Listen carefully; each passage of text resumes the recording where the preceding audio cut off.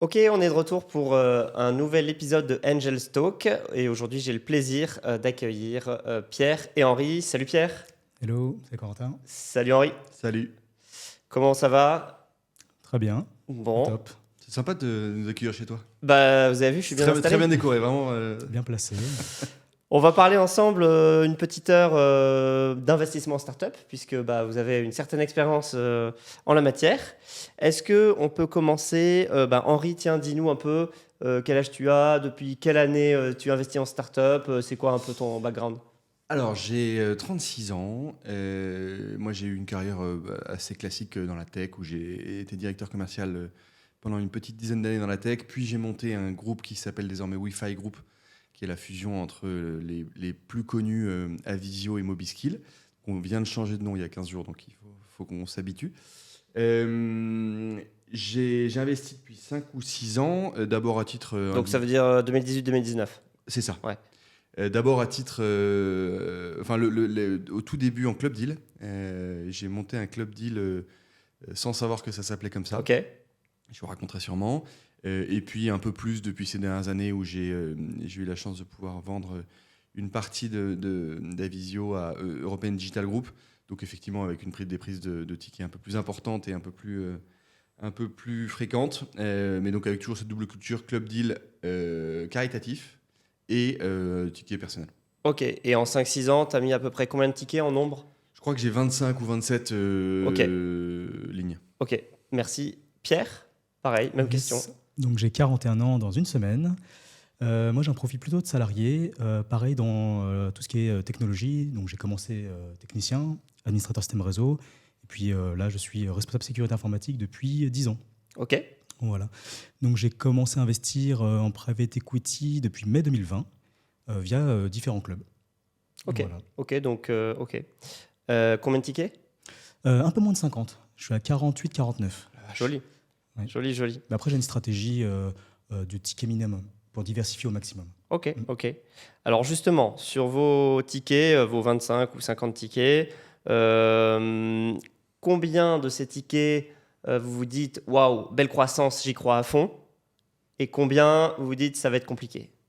C'est compliqué parce qu'on est au creux de la vague. On n'est pas dans une bonne période pour faire les comptes. 2023, Il faut attendre la fin de la foire pour compter les bouses, mais Ouais.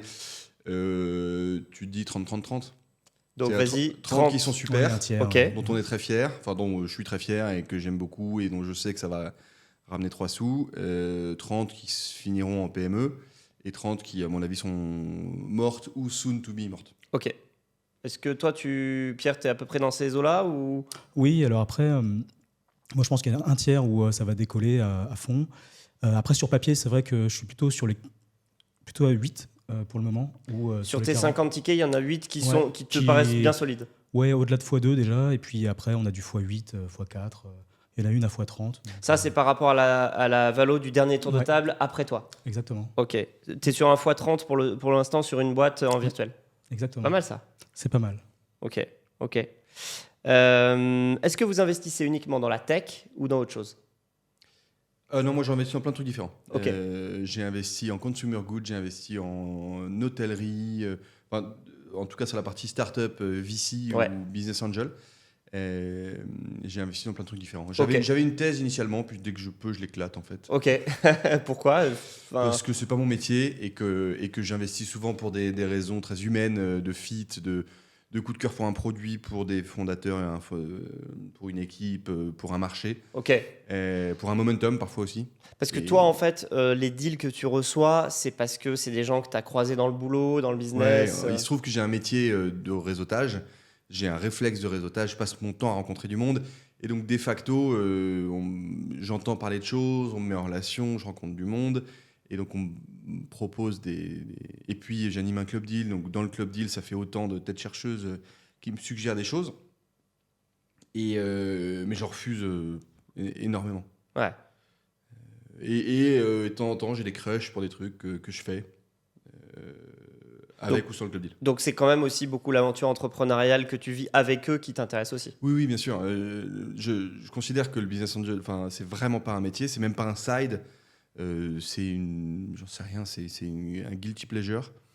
Si ça peut gagner 3 sous, tant mieux, mais c'est même pas tellement l'objectif. Ok. Dans le cadre du petit club que j'anime, j'essaye d'être un peu sérieux parce qu'il y a des gens qui me font confiance derrière et je ne veux pas non plus les emmener dans des galères. Mais je suis très à l'aise. Je suis très à l'aise avec le fait de dire que c'est risqué, quoi. Que c'est pour se faire plaisir, que c'est parce qu'on aime les gens, que c'est parce qu'on aime les produits. C'est vraiment pas. J'ai même pas envie de professionnaliser la chose au sens de diminuer mon risque. C'est pas mon objectif. Ok. Toi, Pierre, en fait, dans ton métier, t'es dans la tech pure. C'est quoi ton approche justement? Est-ce que tu investis que dans la tech ou est-ce que tu te dis je vais diversifier un peu par rapport à ce que je fais? Non, c'est pareil, c'est un peu au coup de cœur par rapport aussi à l'équipe. Moi, si les gens me paraissent sympathiques et qu'il y a un vrai besoin, bien sûr, s'ils savent monétiser, il y a plusieurs critères, bien sûr, qui font que ça peut marcher, j'y vais. C'est-à-dire que là, j'ai pu investir dans pas mal de... Tu vois, j'ai investi dans la fabrication de viande synthétique, dans le gisement de cuivre, tableaux d'art, des chevaux de jumping. Ok. Après, évidemment, on aime bien tout ce qui est scalable parce que en tant qu'investisseur, tu aimes bien avoir un multiple facile. Ouais. Mais il y a quand même des vrais business physiques aussi qui sont, moi, qui m'intéressent. Donc voilà, si j'ai un coup de cœur et qu'on me propose, après une analyse via les clubs, et qui me touche, j'y vais. Est-ce qu'il y a des secteurs d'activité que vous aimez particulièrement? Ouais, moi, tout ce qui est sur le bien-être, la santé, souvent, c'est des choses qui me tiennent à cœur. Tout ce qui est dans le social ou tu vois, tout ce qui est pour le bien de la planète, ça me fait bien vibrer. Ok. Toi, Henri? Non.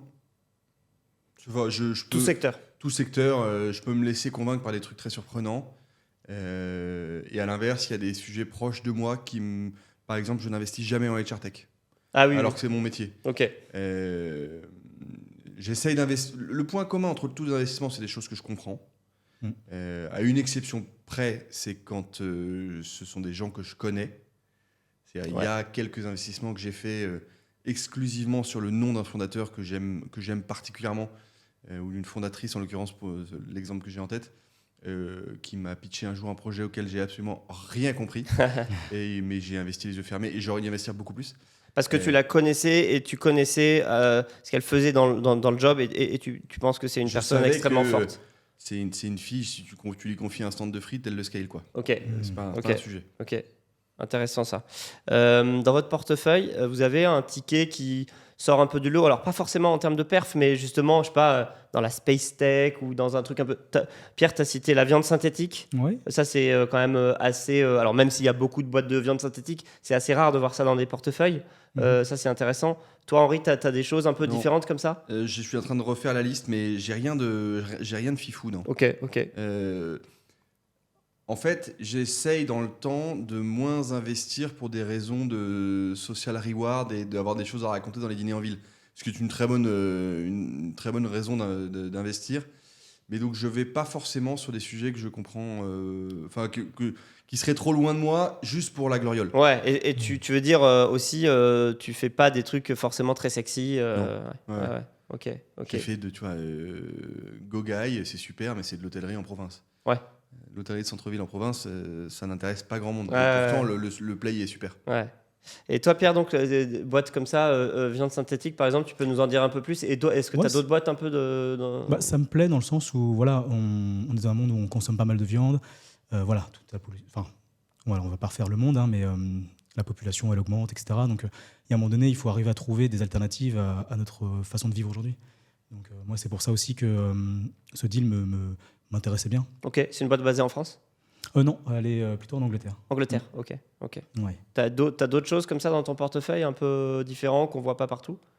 Gisement de cuivre, moi, c'est le dernier exemple que j'ai en tête que je trouve qui sort de l'ordinaire. J'ai eu la chance d'avoir cette proposition par un des clubs. Et pourquoi le cuivre? Parce que c'est une matière première qui va être vraiment très demandée dans les années à venir. Et puis voilà, les gens en fait qui ont cette société le font de façon éthique. Ok. Et ça aussi, l'approche est... Donc toi, j'ai l'impression, c'est quand même, tu te dis, ok, est-ce qu'on est dans une bonne tendance de fond, de long terme? Mais oui. Si oui, et que le produit est bon, l'équipe est bonne, j'y vais. Exactement, ouais, clairement. Ok.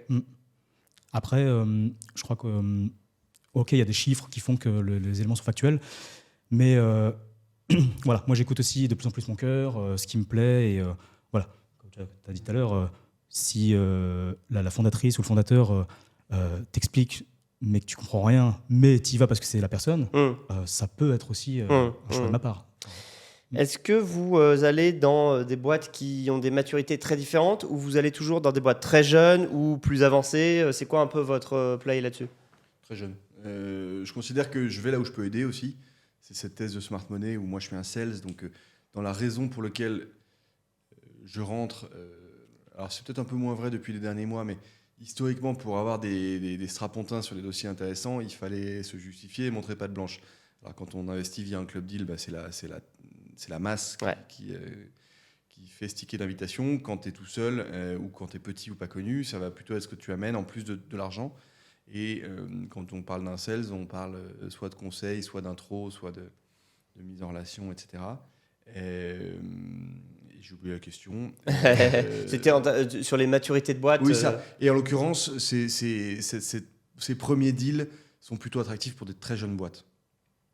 Après, on vient aussi. Enfin, je peux aussi aider sur la partie recrutement, qui est mon autre métier. Ouais. Mais donc, je rentre souvent sur un claim d'aide sur mes métiers historiques. Et très jeune boîte, ça veut dire quoi pour toi? Pré-seed, seed. Ok, donc précis donc carrément même avant du revenu éventuellement. Ouais. Et seed, une boîte qui fait moins d'1 million d'euros de chiffre d'affaires, quoi. Ouais, bien sûr. Ouais. Toi, Pierre, sur les Moi, maturités? Alors, j'ai pas de critères spécifiques. Quand je regarde mon portefeuille, en fait, la majorité, c'est du seed. Mais ça m'empêche pas, tu vois, d'investir en série A, série C. Un de mes derniers investissements, série C. Voilà, pour faire une IPO, je trouvais ça intéressant. Ok, parce que tu te dis il y aura une IPO dans les 2 ans qui viennent. Exactement. Ok. Ouais. Donc, multiple potentiel à x10, Ok. x5 à x10, on va dire. Boîte US, j'imagine, parce que si tu parles non. d'IPO. Alors, oui, originaire, les fondateurs sont français, mais voilà, ils sont partis aux States comme beaucoup, et voilà, qui a fait ses preuves. Donc, j'ai pas de critères prédéfinis à ce niveau-là. Ok. Vous avez tous les deux cité l'importance de l'équipe et des fondateurs. Est-ce que vous avez une typologie de fondateurs que vous appréciez fortement? Et c'est quoi un peu les aspérités que vous aimez voir chez les fondateurs chez qui vous investissez? Moi, j'aime bien les commerciaux. Ouais. Et en fait, je n'investis plus dans des boîtes dans lesquelles il n'y a pas au moins une ou un des fondateurs qui est commercial. Ok. Parce qu'en fait, quand on ne sait pas vendre un produit, quel que soit le produit, ça se passera mal. Donc, à très faibles exceptions, je cherche les commerciaux. J'aime bien les humbles. Et d'ailleurs, je ne sais pas si on en parlera, mais le seul ticket que je regrette de toute ma vie, c'est une boîte où j'ai investi et où j'ai réalisé que le fondateur était un connard. Quelqu'un qui se comportait pas bien. Donc ça, c'est deux choses qui sont presque systématiques. Voilà. Ok. Ouais, moi j'aime bien le duo. Voilà, si tu fais un super produit mais que tu sais pas le mettre en valeur, le vendre, c'est bien, mais tu es tout seul, quoi. Donc tu sais pas le mettre en valeur, le faire savoir, le faire connaître. Mais tu vois, tu as des contre-exemples comme Google où c'est deux techos. Voilà. Ouais, Airbnb, deux designers. Exactement. Ouais. Donc toujours des contre-exemples, mais dans la majorité, j'aime bien avoir quand même les deux profils. Ouais. Mais disons que en fait, ce que vous dites là, c'est vrai que pour la France, ça s'applique à fond parce qu'il y a plein de fondateurs en France qui sont pas très bons en commerce, en business, en sales. J'ai l'impression que dans d'autres géographies comme les US par exemple, en fait, même les gens moyens en sales, en fait, ils sont bien meilleurs que nous, quoi. Mais oui.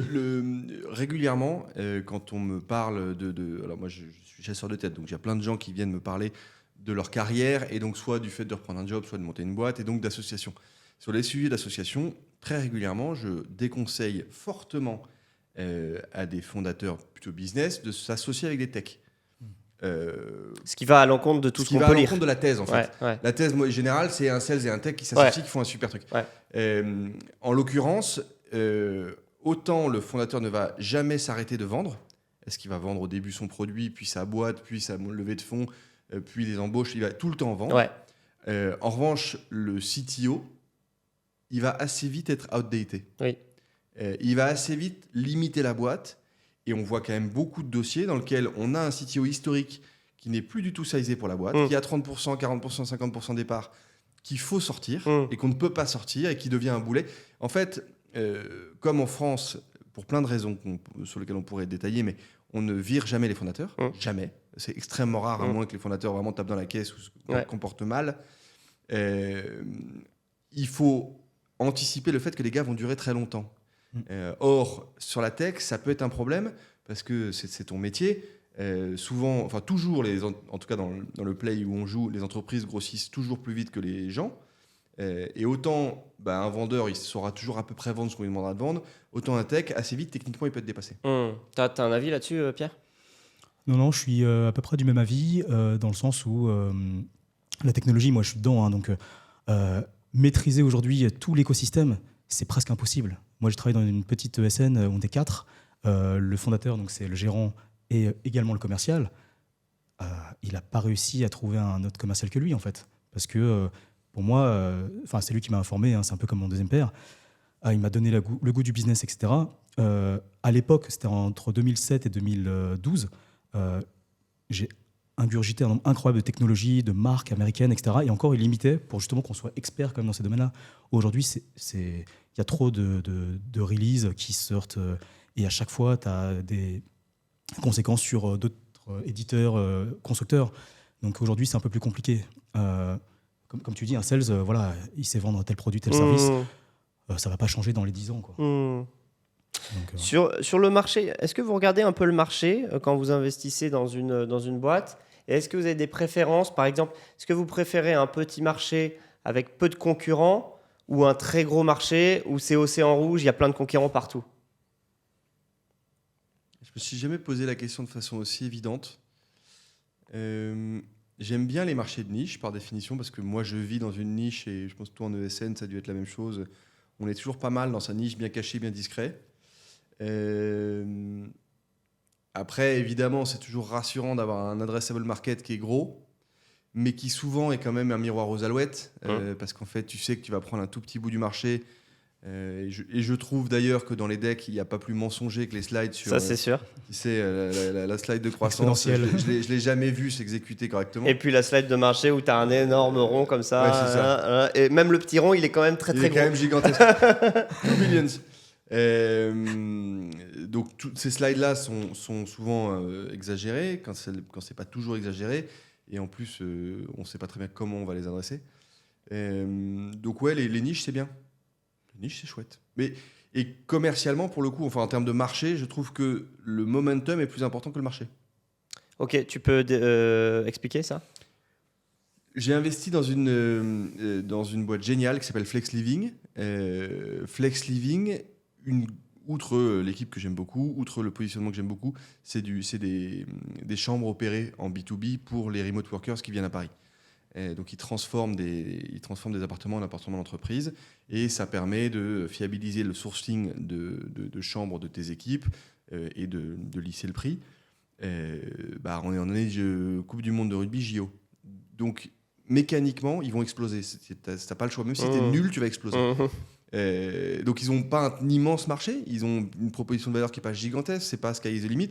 Mais ils sont à un moment parfait. Ok. Tu vois, c'est celui qui avait le momentum d'investir dans une boîte de masques pendant le Covid, même avec des commerciaux nazes, c'était gagné. On en connaît qui ont fait des liquides pour les mains, là, notamment par exemple avant le Covid. Effectivement, ça a explosé. Merci Andy. Exactement. Ils ont pas de mérite, mais ils étaient là au bon endroit. Et donc, tant mieux pour ceux qui avaient cru, qui l'avaient vu venir ou qui étaient sur le bon strapontin. Vous l'avez dit un peu, mais j'ai cru l'entendre un peu dans ce que vous dites. Vous regardez, j'ai l'impression, un peu plus l'équipe que les chiffres. Mais est-ce que vous pouvez nous dire ce que vous regardez chez une équipe ou ce que vous regardez comme chiffres? Et parce que en fait, il y a plusieurs niveaux pour le voir. Il y a des gens, souvent des gens un peu de l'ancienne génération, qui vont être très clivés là-dessus, qui vont dire, ok, moi je regarde que l'équipe, je m'en fous des chiffres. Ou je regarde que les chiffres, je m'en fous de l'équipe. Et par exemple, Warren Buffett est célèbre pour avoir dit l'équipe, on s'en fout, on peut la remplacer. Mais lui, il est sur du late stage, ça n'a rien à voir, c'est très différent. Alors parfois, sur l'early stage, on a tendance à prendre le contre-pied exact de ça et regarder que l'équipe. Vous, qu'est-ce que vous pensez de ça? Et qu'est-ce que vous regardez dans une équipe et qu'est-ce que vous regardez dans des chiffres?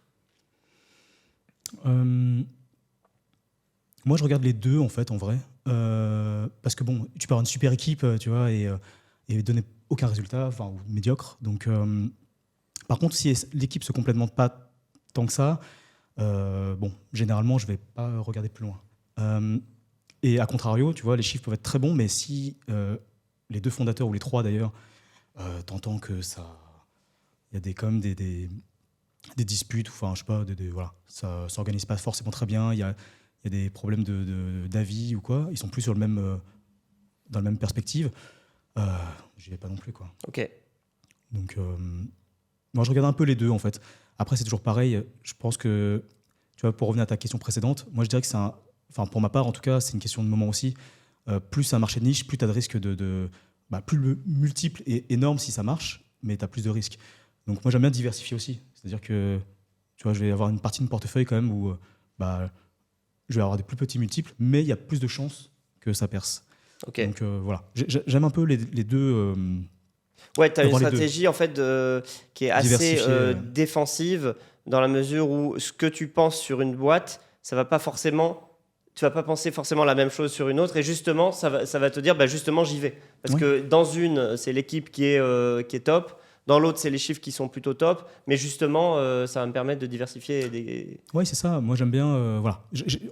En réalité, voilà, si mon cœur me dit, ou mon intuition me dit, ça peut être quand même pas mal, même s'il n'y a pas tous les paramètres, mais j'y vais. Ouais. Enfin, tu vois, par exemple, à l'école, moi, j'étais plutôt bon élève, mais c'est pas pour ça que j'étais qu'avec des bons élèves. Moi, j'ai plein d'amis qui étaient plutôt au fond de la classe, mais me faisaient mourir de rire. Et j'ai découvert des gens aussi extraordinaires à côté. Et aujourd'hui, ils réussissent bien leur vie. Enfin, quand je dis réussir, c'est ils ont monté des sociétés, ça marche bien, c'est top, quoi. Ouais. Donc, tu vois, il y a toujours un contre-exemple qui va... Ok, voilà. ok, intéressant. Toi, Henri, c'est ton métier. Hein, tu vas pas me dire. Mais il se trouve que je me préparais tranquillement à faire le parallèle sur lequel tu es en train de m'amener, donc parfait. Il y a effectivement dans le recrutement et dans le business angeling, il y a un parallèle, c'est une décision très rapide, faite sur un momentum très court et très biaisé. Oh. Et donc les gens qui disent je n'investis que sur l'humain, a priori se trompent. Avec 2 visios de 30 minutes. Tu vois, avec 2 visios de 30 minutes, 1 heure, honnêtement, sur des gars méga entraînés, qui font un exercice très imposé, qui est toujours le même, etc., avoir l'assise de dire, évidemment, j'ai compris ce type, j'ai compris cette association à 3, à 4, je sais comment ça va vieillir, etc. Non. Impossible. Je pense qu'il y a plutôt un ensemble, une espèce de coup de cœur, de se dire, ah ouais, là, on m'a proposé un dossier, un club de sport pour vieux. J'y connais rien, mais le truc, mais bien sûr, il n'y a pas de club de sport pour vieux. Allons creuser. Et donc, tu as un sujet général où tu te dis, il y a un marché, il y a un momentum, ça n'existe peu ou prou, ça me semble malin, je me demande pourquoi on n'y a pas pensé avant. Ça, c'est des super feux verts, donc je vais aller creuser. Et ensuite, c'est pas les chiffres, le produit ou l'équipe qui vont être des feux verts, c'est que je vais plutôt chercher les feux rouges. Je vais plutôt chercher la faute. Comme l'inspecteur du permis de conduire, il va pas dire tu conduis bien, il va juste vérifier que tu conduis pas mal. Et donc je vais dire est-ce que ce gars me paraît pas un peu mou, est-ce que le vendeur a vraiment du track record, est-ce qu'ils ont déjà fait une vente, est-ce qu'ils ont testé leur... Et donc c'est plutôt chercher des red lights, ça c'est intéressant, plutôt que chercher des green lights, parce que les green lights en fait soit elles sont fake, soit elles sont améliorées, ou soit elles sont très mises en avant, voilà. et uniquement. Ouais, c'est une très bonne remarque parce qu'en fait les red flags, c'est justement une question que je voulais aborder avec vous. C'est quoi vous un truc qui vous voyez ça, vous y allez pas? Moi, c'est la transparence qui viendrait tout de suite. Tu poses une question au fondateur, il répond pas ou à côté.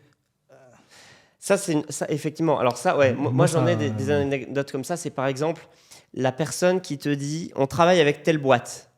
Et là, toi, tu connais très bien le dirigeant de cette boîte-là. Tu lui fais un petit WhatsApp pendant la visio. Et il te dit jamais entendu parler de ce gars-là. Là, tu lui dis c'est marrant, machin. Il me dit qu'il a jamais entendu parler de toi. Oui, mais c'est parce qu'en fait, on est en train de discuter avec eux, machin. Tiens, je suis d'accord. Ouais, moi, ça red flag pour moi direct. Ouais. Oui, évidemment, si tu prends quelqu'un à la faute dans la due deal, il va falloir bien se défendre. Ouais. Y a un sujet qui m'intéresse beaucoup, et ça, c'est plutôt la partie RH qui ressort, c'est la raison pour laquelle les gens investissent. Le point commun à presque tout l'entrepreneuriat, et tu me citeras du Zenly ou qui me donnera tort, mais c'est que c'est long. C'est vraiment long. C'est dur et c'est long. Et donc, la raison pour laquelle les gens entreprennent, je trouve, est très intéressant. Et est-ce que cette raison est bonne et saine et leur permettra de durer ? notamment, alors c'est encore une fois un peu moins vrai depuis les derniers mois, où tout le monde a compris que c'était dur et que c'était pas sky is the limit et que c'était pas le monde de oui-oui. Les gens, et notamment les hommes, qui investissent pour la gloriole et pour briller dans les dîners en ville, tu sais que quand ça va commencer à être le bourbier, c'est pas une bonne raison pour tenir. Et donc, les gens qui ne sont pas capables à titre perso de dire bah ouais, j'entreprends pour gagner de l'argent, j'entreprends pour sauver le monde, j'entreprends pour prendre un marché, j'entreprends pour tuer mon concurrent, j'entreprends parce que je suis fâché. Tu vois, une raison valable de tenir. Et quand c'est pour briller, être capable de dire bah oui, j'entreprends pour prouver aux autres que j'en suis capable. Ça m'intéresse de comprendre pourquoi ils le font. Ouais, ok. Oui, bah, en fait, tu élimines les opportunistes de l'entrepreneuriat, comme je les appelle, qui sont là dans les périodes où l'argent est facile et gratuit, et 2-3 ans plus tard, tu les vois plus, ces gens-là, en fait. Ils sont repartis, on sait pas où. Parce que la vie est dure et que finalement, on n'était pas si mal chez Air Liquide. Voilà. Ça, cette phrase, elle est pas mal. J'aime bien. Ouais, toi, tu regardes le pourquoi, en fait. Ouais. Ouais, je suis d'accord. Est-ce que c'est important pour vous de regarder qui d'autre investit autour de table ? Oui, sur la partie technologique, parce que j'y connais rien. Ça, pour le coup, c'est plutôt ta partie. Mais ok. Moi, quand on me dit qu'un CTO de telle boîte a investi, ça me rassure parce que pour le coup, je me dis, lui, il a dû vérifier ce que moi, je ne sais pas vérifier. Tu coches tech, c'est bon. Exactement. Ok. Et en termes d'investisseurs à l'inverse, chevronnés, tu vois ? À l'inverse, ça peut être un red flag. Il y a quelques têtes du marché, et je sais que tu as compris de qui je parlais, ou quand ils sont à Captable, j'ai pas. Ouais, ok. Très clair.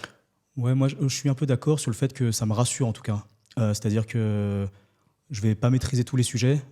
Si je me dis que bah, voilà, cette personne, elle est dans la finance, elle gère bien, elle sait calculer. D'ailleurs, en parlant de chiffres, tu regardes comment ça s'est monétisé, combien de cash il brûle. Voilà. Donc, des sujets forcément que je maîtrise pas toujours. Ça va forcément me rassurer d'avoir quelqu'un qui est dans un domaine que je connais pas et qui est experte.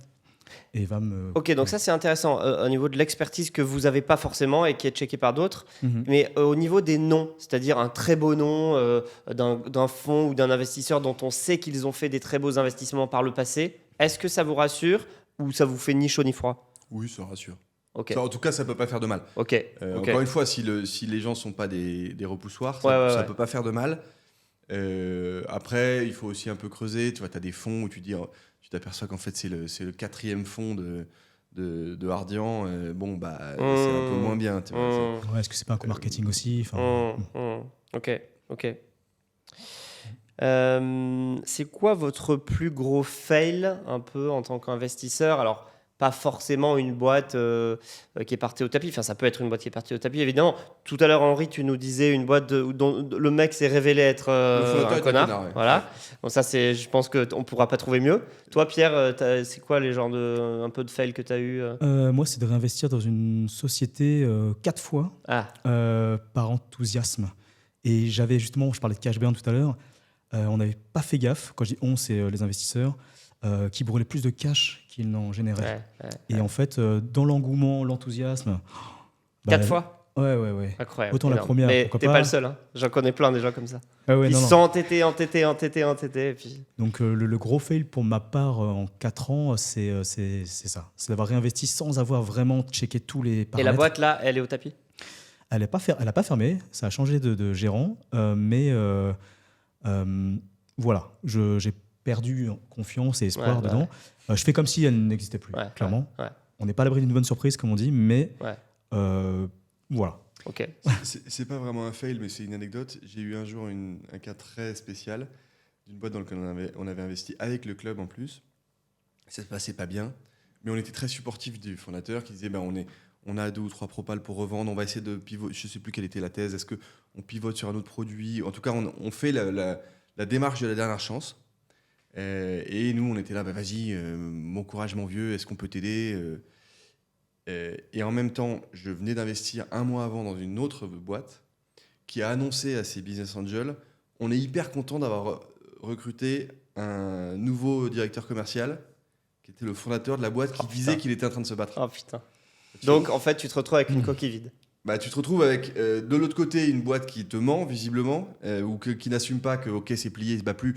Mais ce que j'aurais pu comprendre, mais juste assume. Tu vois, tu m'appelles, tu me dis c'est fini. Il faut savoir arrêter une boîte. Hein.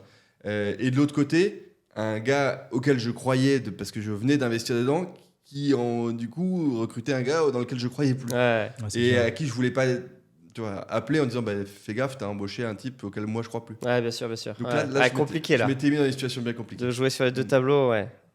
Une anecdote un peu aussi comme ça, Pierre, un truc un peu atypique ou qui s'est passé dans ton portefeuille? Non, à part celle-ci auquel j'ai Ok. pensé réinvestir. Est-ce que vous rencontrez toujours les entrepreneurs chez lesquels vous investissez et est-ce que vous les rencontrez physiquement ou est-ce que vous vous contentez d'une visio? Comment ça se passe? Physique, vidéo, je m'en fous, mais je les rencontre toujours. Ouais. Ok. Moi, j'ai commencé en visio, puisque c'était l'année Ouais. 2020. Ça me convient bien. Après, si j'ai besoin de plus d'informations, je les pose en direct. Moi, j'ai eu quelques fondateurs au téléphone, comme ça, par échange, visio ou d'ailleurs juste la voix. Ça me suffit. Après, évidemment, c'est mieux de les voir en vrai lors d'un événement, etc., pour sentir l'énergie aussi, mais c'est pas obligatoire. Après, dans votre suivi, dans votre relation avec les entrepreneurs, ça se passe comment en fait? Est-ce que vous leur demandez des reportings? Est-ce que vous voyez souvent dans l'année? Est-ce que c'est quoi un peu vos... Ou est-ce que c'est très divers selon le fit que vous avez avec le fondateur? Moi, c'est très varié. Hein. Ouais, ça varie beaucoup. Ouais. Pardon, vas-y, je t'ai coupé. Non, t'inquiète. Moi, il y a des boîtes qui vont nous envoyer des reportings une fois par an, des fois semestriels, des fois trimestriels. Tu as des boîtes quand même qui sont assez carrées sur ça tous les mois. Après, non, il n'y a pas de règles particulières. Évidemment, moi, j'aime bien le côté social. Si la personne est disponible, etc., plusieurs fois par an, c'est cool. Mais Ok. c'est pas rédhibitoire ou quoi. Ok. Pour le coup, je le vis un peu moins bien que toi, parce que comme je rentre systématiquement sur des thèses assez supportives de smart money, aujourd'hui, et c'est une des raisons pour lesquelles il est probable que ma carrière de business angel va s'arrêter, c'est que je n'aide plus à 25 lignes. Tu vois, déjà, si je parle 1 heure par mois, C'est déjà beaucoup, hein. c'est Ouais. c'est Ouais. déjà une demi-semaine, quoi. Ouais. Donc évidemment, je ne le fais pas, je le fais pas assez, je lis tout ce que je reçois, mais entre je lis et puis je passe à l'action en faisant les 2 intros nécessaires, en parlant à une autre... Bon, ben, je le fais pas. Ouais. Et ça me frustre beaucoup et je me dis que dans une certaine mesure, j'ai menti, puisque j'ai dit que j'allais aider, Ouais, qu'en fait, ouais. j'aide pas. Hmm. Donc j'aimerais n'avoir que 3 lignes. Ouais, ok. Et Ok. je pense que ce qu'il faut que j'apprenne à faire dans l'avenir, si l'avenir me prouve qu'il faut que je continue à investir, c'est plutôt de mettre des gros tickets dans peu de boîtes plutôt que de plein de petits tickets. Mais en même temps, Oui. c'est des thèses qui sont très différentes. Ouais, Chacun c'est sa un peu le stratégie. paradoxe de ce métier, de cette activité, parce qu'effectivement, normalement, il faut diversifier à fond, Bien mais sûr. effectivement, plus tu diversifies, moins tu as de temps disponible pour le fondateur en question, quoi. Et donc, ton argent est moins utile. Ok.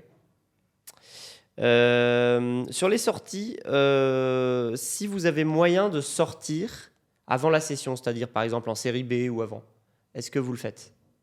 Bah, moi, on s'en parlait avant qu'on Ouais. allume les caméras. J'ai un souci, c'est que je suis très supportif des entrepreneurs en étant moi-même un et je sais ce que c'est, même si moi, j'ai pas levé. Or, les 3 belles histoires que j'ai dans mon, je vais pas dire portefeuille, je trouve ça péteux, mais les 3 belles histoires que j'ai où j'ai investi, 3 fois, je me suis fait virer très tôt par les fonds qui rentrent, une fois en seed et 2 fois en série A. Et donc tu sors à allez, x3, x4, x5. Objectivement, c'est très très bien. Hein. Jamais je m'en plaindrai. Mais tu sors tôt et tu sais que la boîte, elle peut faire x10, Le x100. potentiel. Mais tu te fais virer. Et ben jamais je n'oserais, alors en tout cas jamais je n'ai osé, peut-être que je suis trop gentil, dire au fondateur, deal with it, je reste. Et pourtant je devrais. Et d'ailleurs certains des membres, je pense à un dossier où des gens que j'avais amenés sur la cap table, eux ont tenu et sont restés. Ok. Parce que tu sens que tu es obligé de sortir, enfin, on te pousse vers la sortie assez Bien sûr, fortement. parce que, en fait, le mécanisme est toujours le même. Quand le dossier est bon, le fonds qui rentre en seed ou en série A met beaucoup de pression sur le fondateur en disant vire-moi, c'est Loufia qui encombre la cap table. Ce que je peux comprendre, c'est le jeu du fonds. Et le fondateur prend 1000 barres de pression. Il dit je vais essayer. Puis il vient de voir avec ses plus beaux yeux. Il dit ça m'arrangerait que tu sortes. Voilà, les conditions sont bonnes. Et j'ai du mal à dire. T'es sorti entièrement à chaque fois ou partiellement? Ouais, entièrement. Ok. Je sais qu'il faudrait que je propose une 50-50. Mais je sais pas très bien le faire. Ok. Je sais pas trop dire non au fondateur. Ok. Et d'ailleurs, c'est peut-être intéressant pour ça de rentrer via des clubs dont c'est le métier de te protéger sur les tours suivants. Toi, Pierre, sur les sorties, tu as eu des opportunités diverses et variées. Comment ça s'est passé? Non, j'ai eu un exit parce que la boîte est rentrée en bourse. Ok, Mais bon, pas de chance, j'ai eu que la moitié de la valeur. ok, Et par contre, j'ai pas de règles spécifiques. Ça va dépendre de quelle est la boîte déjà, enfin quelle est la société, et si j'ai du cash moi de mon côté, si j'en ai besoin ou pas pour d'autres ok, projets. ok. Tu vois, c'est vraiment, ça va dépendre du moment, quoi. Et aussi, est-ce qu'il y a une question de... est-ce que je pense que le gros de la valeur de cette boîte, il a été créé déjà ou est-ce qu'il va être créé demain? Mais oui, le potentiel futur, bien sûr. Je vais sortir partiellement si je sens qu'il y a encore moyen de développer à fond. Si j'ai plus confiance ou si je me dis, bon, on est arrivé au top, là, je sors totalement, Ok, bien sûr. ok. Est-ce que vous investissez un peu en dehors de France ou uniquement en France? Oui, moi j'ai commencé justement par les boîtes US de Silicon Valley, Ok, via le ok. Y Combinator. J'ai pas fait tout seul, hein, c'était via un club également. Je me suis fait accompagner. Beaucoup. Mais 25 premiers deals, c'était des boîtes US. Ok, Et après, donc, je suis rentré dans les clubs plutôt des deals français. Donc voilà, j'ai pas de règles non plus. tu as fait US-France pour l'instant. Oui, après, il y a eu quelques boîtes, un des Mexique, mais c'est généralement plutôt US au début. Ok, Et deuxième partie, français. ok. Non, moi, mon réseau est français, donc Ouais. j'ai jamais eu, à part les boîtes qui se sont transférées aux US Ouais. pour aller chez Y Combinator ou autre, j'ai que des tickets français. Tu as déjà investi dans une boîte qui est ensuite allée à Y Combinator? Ouais. Ça, Deux ou trois fois. ça, c'est fort, ça, c'est beau, C'est ça. beau. 2 ou 3 fois, ouais. Ok, C'est facile. ok, joli. Est-ce que vous pensez qu'on peut gagner autant d'argent en investissant sur des boîtes en France que dans d'autres géographies comme US ou dans des pays émergents? C'est la statistique, hein, je dirais, encore une fois. Aux US, tu as des multiples plus gros parce que c'est un gros continent. Enfin, et en France, peut-être qu'on ne pense pas encore assez grand, mais ça ne veut pas dire que ça ne va pas faire un multiple aussi gros que certaines boîtes aux US. Mais statistiquement, oui, on voit bien que les chiffres sont parlants, factuels, hein. Aux US, on a quand même des plus gros multiples, généralement. Ouais. Et en termes de valo, vous avez des règles un peu, genre vous vous dites au-delà de tel valo, je rentre pas? Bah non, parce qu'en fait, la valo, elle est concomitante à un montant levé, à un pourcentage concédé, etc. Il y a une espèce d'ambiance de marché, souvent. Ouais, Moi, je m'intéresse plutôt, parce que je rentre très tôt, je m'intéresse plutôt au montant, au pourcentage concédé ok. qu'à la valo dans l'absolu. Ça veut dire la même chose, hein. Ouais, mais ouais, je comprends. Ouais. Mais tu vois, est-ce que le dossier est suffisamment shiny pour que les fondateurs puissent se permettre de dire je ne céderai que 15%, ou est-ce que les gars sont suffisamment, ou les nanas sont suffisamment dans la merde pour dire je suis prêt à céder 30%? Je trouve que cette échelle de valeur-là est intéressante le long de l'échelle. Ouais, ça c'est intéressant comme approche. C'est assez rare qu'on en parle, mais effectivement, les fondateurs qui sont très bons en situation de force, etc., machin, et ben souvent ils arrivent à se diluer seulement 10 ou 15% au début, effectivement. Et ça, c'est quand même assez game changer pour la suite de l'aventure. Ouais. Ça, c'est vrai. Ouais. Ok. Ouais, moi, de mon côté, j'ai pas spécialement d'avis. Donc, non, moi, c'est vraiment, encore une fois, coup de cœur. Est-ce qu'il y a un marché? Donc, voilà. Ok. C'est la roadmap de la boîte aussi qui est intéressante pour moi. Qu'est-ce qui a été prévu par les fondateurs pour la suite? Ça, c'est vraiment les points cruciaux pour moi. Après, il y a des moments où les rationnels de marché sont plus intéressants. On avait regardé ensemble un dossier où il y avait des comparables de marché et donc on pouvait comparer. Mais c'est assez rare. Donc, Ouais. la valo en tant que telle, Ouais. moi je suis d'ailleurs, moi j'ai un petit syndrome de l'imposteur sur mes qualités de business angel. Je pense que je ne suis pas un très bon sélectionneur. Et quand quelqu'un de plus chevronné comme toi ou comme d'autres me dit c'est trop cher, il a l'air très sûr de lui, mais je ne sais pas ce qui justifie que ce soit trop cher ou pas assez cher. Et d'ailleurs, je ne suis peut-être pas un très bon négociateur de valo. Ok. Ok. Sûrement même. Ok. Est-ce que y a un multiple ultime qui ferait que vous l'atteigniez et ce jour-là, si vous l'atteignez, vous arrêtez d'investir, c'est fini? Alors, d'une part, peut-être parce que vous êtes suffisamment riche, mais surtout parce que psychologiquement, vous vous dites, ça y est, c'est le Graal, je ne peux pas aller au-delà. Moi, s'il faut mettre un chiffre dessus, après moi, investir, c'est vraiment un kiff, hein. C'est-à-dire, évidemment que tu le fais aussi pour l'argent en partie, mais c'est le fait de faire vivre une boîte, de participer à l'écosystème, de créer des besoins où en face, tu as des consommateurs, etc. Mais si je dois mettre un chiffre, un petit fois 5000, quoi. Ah ouais, Ouais, c'est si pas on- un petit chiffre. Non, mais bon. Après, voilà, c'est parce qu'il en faut un, mais je pense que jusqu'à la fin de ma vie, moi, Ouais, c'est donc, vraiment ok. quand je vois dans lequel état je suis, quand je reçois un deal, clac, j'adore ça. Comme quand j'organise un voyage, hein, vraiment, c'est waouh. Je sais que c'est le truc qui me fait kiffer, et donc voilà. Ok. Je passe mon tour sur cette question. Non, c'est pas mon. Si, le truc qui pourrait m'exciter, mais qui me ferait pas arrêter, c'est que, notamment sur les deals que je fais avec mon groupe de copains, il y a un caride fléché vers une asso qui me tient à cœur, et donc il y a la moitié du caride qui va vers cette asso. Ok. Donc ça pourrait me fulfiler, Intéressant. Raconte-nous vachement. un peu. C'est quel asso? C'est quoi? En fait, moi, pendant mes études, j'ai pris une année off pour faire une coopération aux Philippines une fondation qui s'occupe d'enfants des rues, qui s'appelle ANAC TNK, qui est fantastique, et donc pour lequel je continue à faire un tout petit peu de fundraising à titre personnel. Et un des axes de fundraising, c'est de faire du carré de fléché, et ce qui justifie le fait de... En fait, il y a un autre élément, mais que tu nous as dit tout à l'heure que tu avais fait un peu d'IMO. Je trouve qu'il y a un ratio que peu de gens regardent, mais quand tu vieillis, quand tu as une famille, quand tu as une boîte, tu commences à regarder ce ratio, c'est le ratio rentabilité sur emmerdement. Oui. Oh oui, j'en ai vécu, hein. En IMO locatif, le ratio est rarement bon. est rarement bon. J'ai pris cher. Tu vois, aller changer les pommeaux de douche le dimanche soir, c'est pas bon. Et là, pour le moment, la chose qui me fait continuer à faire du club deal, Ouais. et donc à aller au-delà de l'emmerdement, de rassembler des gens, de les relancer, de les consoler, de les cajoler, etc., c'est précisément que ce carré de fléché, je le trouve très chouette et qui peut faire grossir et faire travailler l'argent des autres vers une cause qui m'est chère. Ah, c'est C'est intéressant la seule ça. chose. C'est marrant parce qu'en France, j'ai pas vu beaucoup de modèles comme ça. Il y en a pas beaucoup. Hein. Alors, il y a des fonds de PE qui font ça, Ok. qui ont des carrés de fléché. Et je trouve ça très chouette et c'est Ouais. très facile à mettre en place. Fiscalement, c'est intéressant et on aurait tort de se priver. Ok. Moi, j'ai engagé committed. Le terme exact ne me vient pas, mais je me suis engagé auprès de Epic, la fondation Epic, Ouais. Ah oui. à reverser une partie de mon carré sur Super Capital. Et c'est Alexandra, assez ça. facile à faire. Souvent, alors c'est vrai avec des business angels, c'est vrai aussi avec des fonds early stage qu'on voit fleurir un peu partout, souvent. Je me pose la question de la légitimité de l'argent. Tu vois, Yet Another, chargé d'investissement à la BPI, qui lance son fonds early stage, je me dis c'est super, mais qu'est-ce que tu vas amener de nouveau? Ouais. Est-ce que c'est une expertise, une niche, Ouais. une expérience? C'est super. À l'inverse, quelqu'un qui justifierait son existence par ça, Ouais. je trouve ça super. Ouais, c'est intéressant. Ouais, vachement intéressant. Ok. Mm. Super, on a fait un bon tour.